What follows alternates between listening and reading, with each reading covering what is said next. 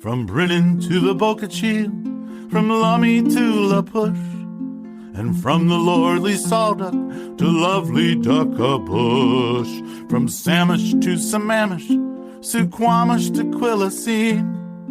The climate is so friendly, it's a land that's evergreen. Hello, and welcome to the History of the Evergreen State Podcast. I'm your host, John C., and thank you for joining me today for another installment of the YouTube channel, A Century of the Ellensburg Rodeo. This year, 2023, marks the 100th anniversary of an Evergreen State institution, the Ellensburg Rodeo.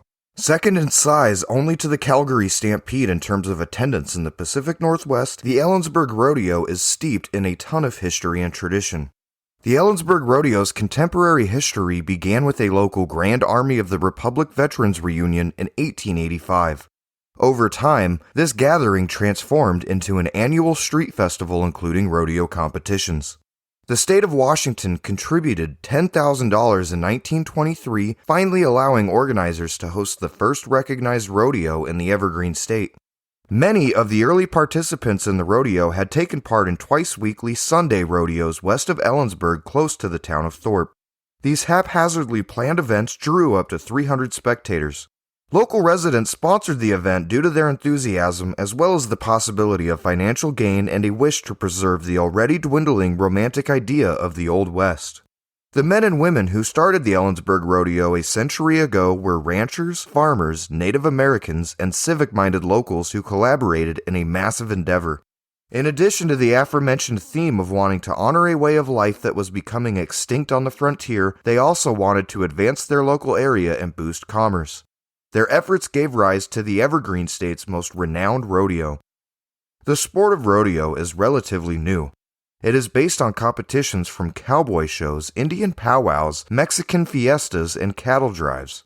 In the last quarter of the 19th century, rodeos first appeared just as the cattle kingdom was at its height and the West was becoming a more settled territory. In connection with the yearly roundups in cattle country, some of the first rodeos were unplanned amateur events. Cowboys frequently took use of the opportunity to display their riding, roping, and bulldogging prowess after gathering their herds for branding and sorting. Top hands naturally started to compete while their fellow cowboys watched. However, these straightforward ranch rodeos started to change as non-cowboy fans started to show up, which eventually led to them moving into towns and entering the contemporary rodeo era. The West's burgeoning townspeople had a voracious thirst for nostalgic recreations of the Wild West and dime novels and rodeos. Westerners flocked in their tens of thousands to enjoy the new sport of rodeo in the late 19th and early 20th centuries. Ellensburg is located in the center of a very prosperous cattle country in the central Evergreen State. The early Kittitas Valley's lush meadows and semi-arid plains were grazed by thousands of cattle and horses. The Kittitas cowboys were accustomed to the roundup competitions that were typical of cattle country. Early in the 1920s, Kittitas Valley cowboys advanced the technique from the realm of the purely amateur. In the valley itself, a number of ranches were holding competitions or Sunday rodeos, as most of the people called them. A longtime inhabitant of the region named Clovis recalled attending one of these Sunday rodeos at the Upper River Bridge, which is now the Thorpe Bridge west of Ellensburg. A Kittitas Valley cowhand and rodeo participant named Ben Ferguson told how his family supported a significant Sunday rodeo. "My brother and a few pals put on a rodeo with all those horses that we had. He was only looking to have fun, my brother. Just brought a few of the neighborhood kids up here who went out and rounded up the cattle and horses. They assembled the corral, the arena, and the chutes with a wagon load of poles. The Fergusons held rodeos every other Sunday in the early 1920s. Attendance of 100 to 300 spectators was not all that unusual to see. All of this activity's economic potential was not ignored. Ferguson recalled that other locals noticed that he was having a big time and started debating the idea of holding an annual rodeo within the boundaries of Ellensburg, with the Kittitas County Fair having begun to already sponsor rodeo exhibition events.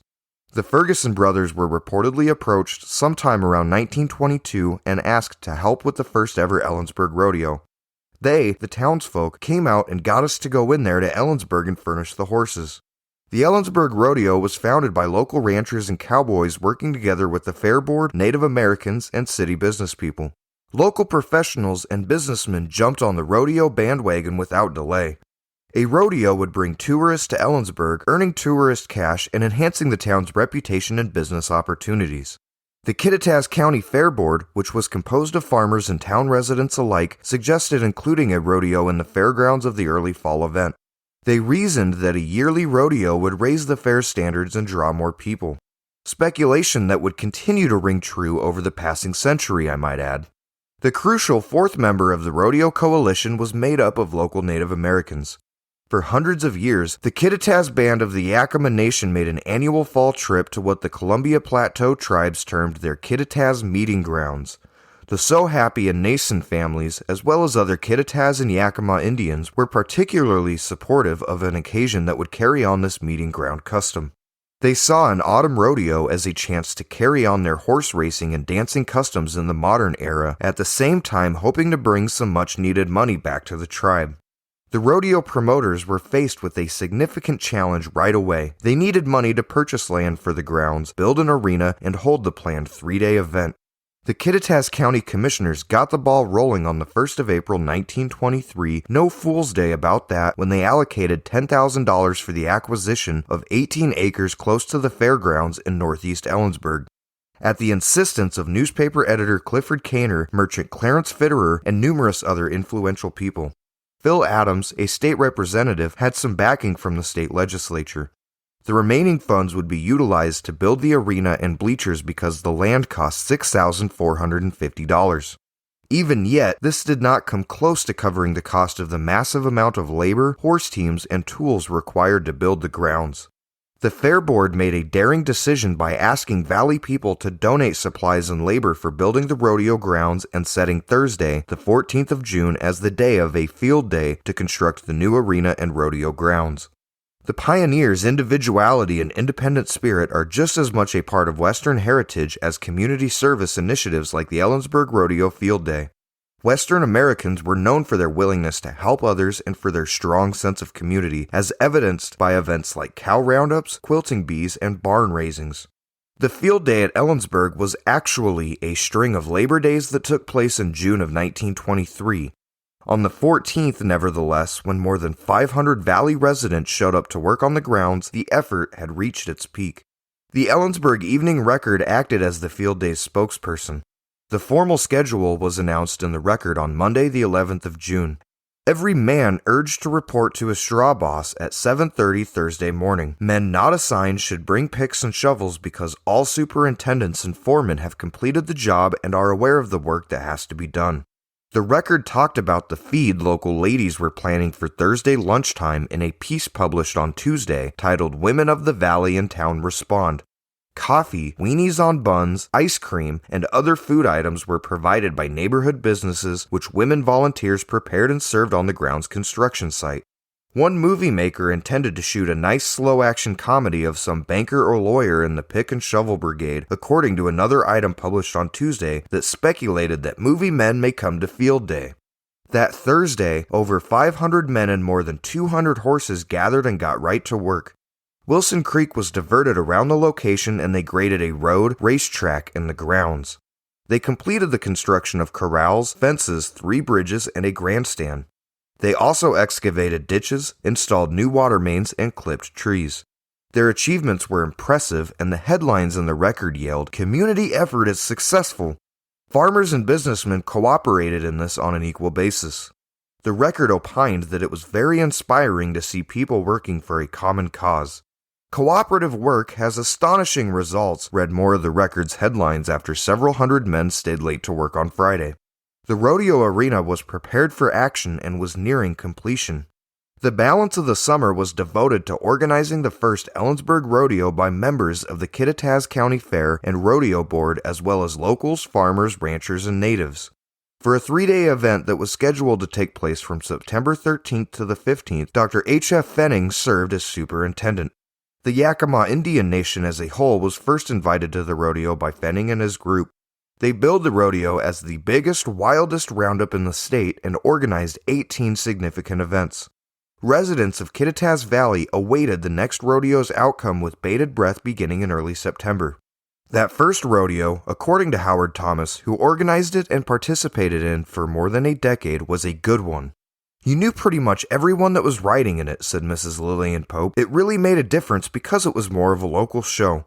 The competitors were dubbed ordinary cowboys by Chalmer Cobain.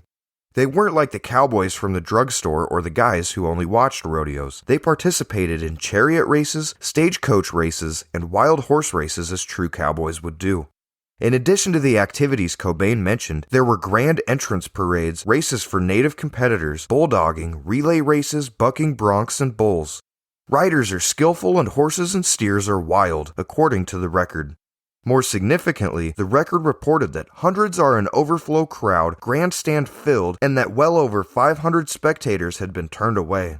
The majority of attendees apparently yelled and applauded and really enjoyed Ellensburg's first true rodeo, despite a few issues brought on by the massive crowd. At the end of the show on Saturday, local cowboy Frank Woods was crowned a champion buckaroo of the roundup. The fair and rodeo boards, Dr. Fenning, and the hard labor of the personnel responsible for its achievement were all praised by the record. The cowboys packed up their equipment, the natives rode back to the Yakama reservation, the herds were driven home on Sunday, and the local business people tallied up their considerable proceeds. Everyone eagerly anticipated the following year's rodeo. In hindsight, it's intriguing to consider the founders of the Ellensburg Rodeo's intentions. It is accurate to state that the people of Ellensburg held a rodeo to honor their pioneering past. In the various competitions, cowboy competitors used real ranch roundup techniques, and Yakama and Kittitas competitors provided a crucial link to the history of the frontier with their horse racing and traditional dances. However, compared to a ranch rodeo or even a Sunday rodeo, the Ellensburg Rodeo was far more organized and professional, so nostalgia may also be the reason someone wants to visit the rodeo.